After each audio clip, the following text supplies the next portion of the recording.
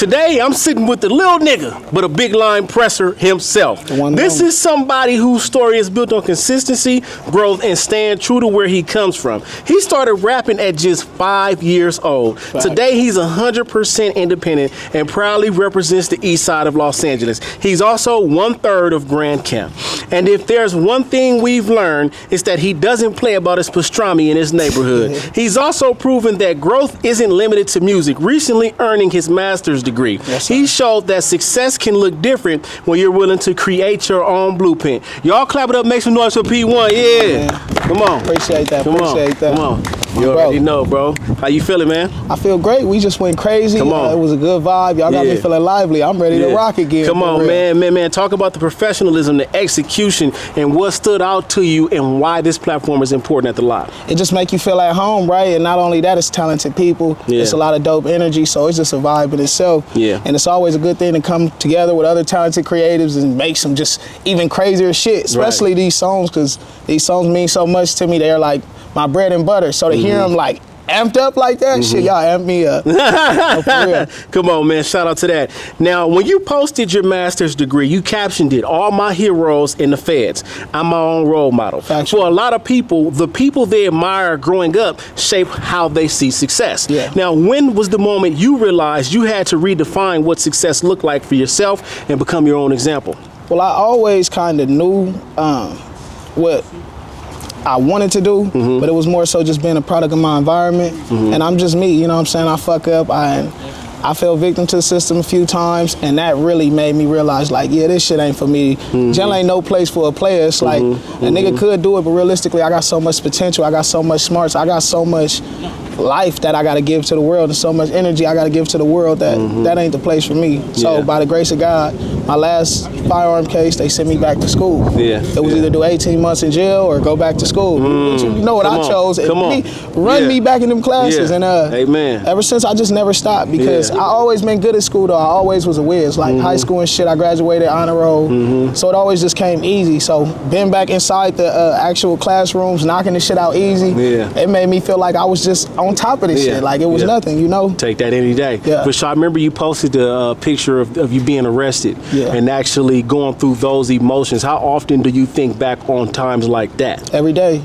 Every day. I'm an introvert, so I just live in my head a lot more so, and I think that's why I feel like I've been able to make it here, because everything is strategic. It's nothing was like an accident. Nothing is an accident. And I always think about my kids too as well, so it's like another safety net in the back of my mind, you know? Yeah, beautiful. Shout out to that, man. When people talk about an artist's fan base, women are often one of the biggest driving forces behind that. Now, through records like Close Off with Cypress Marino, T-Fly, and then you got Freak Nasty as well as Drinking Partner, you've continued to create music that speaks to that audience. What role have women played in your journey, and why has it been important for you to make sure they're represented in your music? Beyond my journey, my life, so it's only right. I feel like I grew up around some strong women. My granny used to tell me I was a womanizer, hanging out in school. Women always loved me, would hold my back, but I'm just not a weird person, kind of, so that kind of was what made them gravitate. But it also introduced me to like the yin and yang of like the male and female sexual energy. So it was like,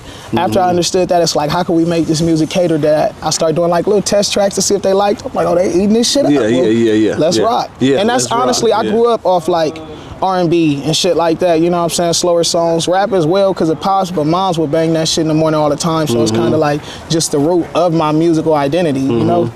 Shout out to that, man. Now we got to give a huge shout out to Cypress Marino. For sure, you feel me? Y'all have worked together. What do you think makes him special as a producer, and what have you learned from being around him? Like a hustler. The hustle don't stop. Cypress could have a big moment today and he hustling tomorrow. He could have a down moment today and he's still working. Cypress will go to a studio and another studio and go to a motherfucking event. He'll go to the studio before his event. I done been in the studio with him before his events, like, and he late to his shit just sitting in the studio with me, but his hustle is unmatched for sure. Yeah, no, for real, man. Shout out to Cypress Marino. You represent the East Side proudly, for sure. And you've shared records with artists like Zoe Sama while coming up alongside names such as East Side, K-Boy, and others. Sometimes people look at that scene and lump everybody together, but every artist brings something different to the table. table. Definitely. When you look at the artists representing the East Side today, what do you think makes each of them unique, and why has that diversity been important for the growth of the culture? I feel like a lot of the people on the East Side, we like second generation Los Angeles, right? So our families and stuff, they come from like country and like Southern and down South like roots and shit like that. So I feel like our taste on music, it got this, and it got a little bit of that, and just our character, like it got a little bit of a like down south root to it type shit.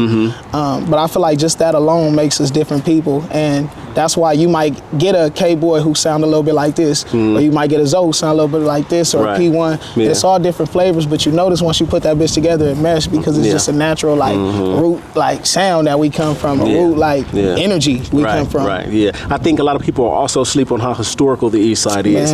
You know, like K-Boy breaks it down to you all day long. Central or something, whatever street it was, he like, my street was the first street to do this. You know what I'm saying? So talk about the history side of the East Side and why you think it's important. A lot of history. A lot of greats came off the East Side. A lot of eventful moments. Gang banging was started on the East Side. Well, I'm not saying like that, but that's like, the one.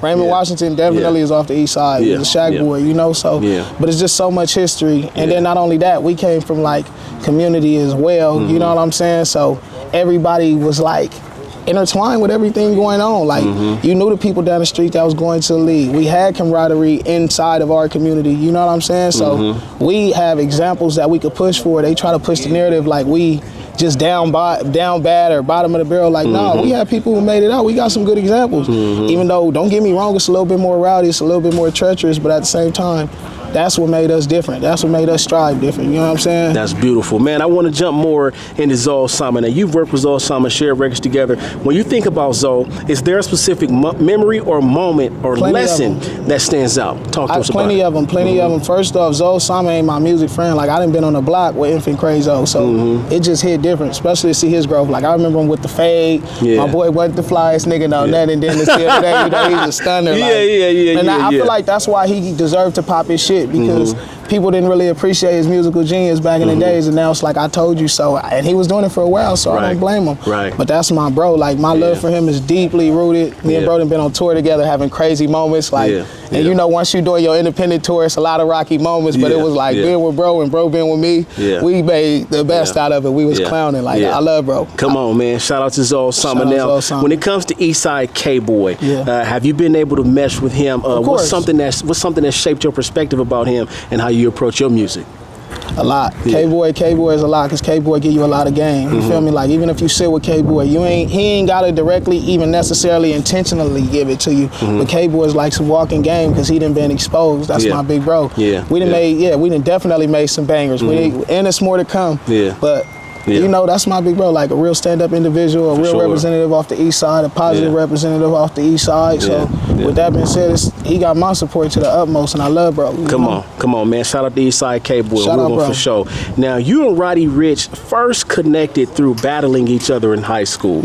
And you've remained close ever since. Looking back, what did those early battles reveal about both of you, and what lessons from that era still influence the way you approach your music today? The confidence.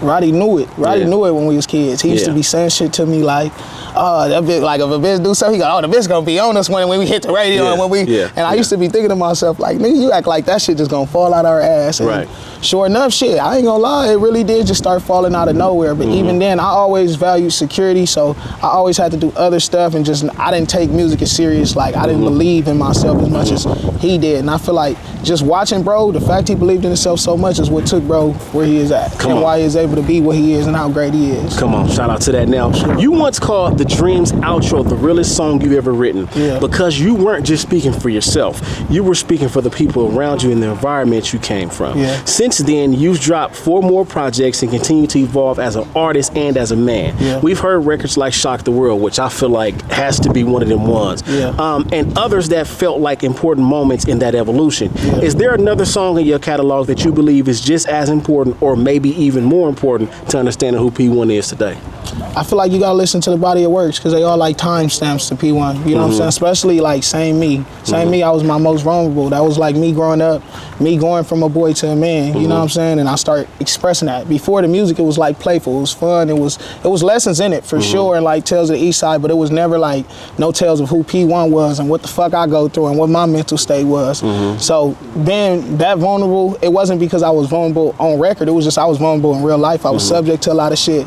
And so that project specifically, that period right there, being that it had been the most wicked and the most like mentally challenging for me, I feel like if you listen to that, you know at least why P1 is the way P1 is. Come on, man. Same Me is definitely one of them ones for me. Sure. That's when I first became a fan and supporter. Appreciate So it, bro. I got to give a shout out to Same Me. Now, who does P1 want to see on the lot by Black Collar next?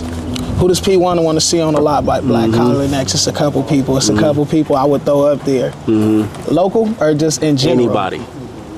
I want to see Zoe Sama on the Black Line. Come on, man. That would be dope. I think that would be amazing. Yeah. I think that'll be a show. Shit. Yeah. And I'd love to be in the crowd watching for my nigga. You know what I'm saying? I think that'll be a banger for surely. For sure. Anybody else? Yeah. I could go down the list for sure. Yeah. Give us like 2 more. Dej Dollar. Okay. Fuck with Dej Dollar heavy. Yeah. And if I'm gonna throw one more. Yeah. I'm gonna throw Grand Camp Meezy because that's my bro. I'm gonna just say that right there. You know how we do it. It's Grand Camp this and Grand Camp that. Yeah, come on, man. If the lot where it's hot is Black Collar, P1, the best in the West, the East Side, you already know. West Coast, yeah. My bro. You already know, fool. Ooh, nigga, hip almost went out.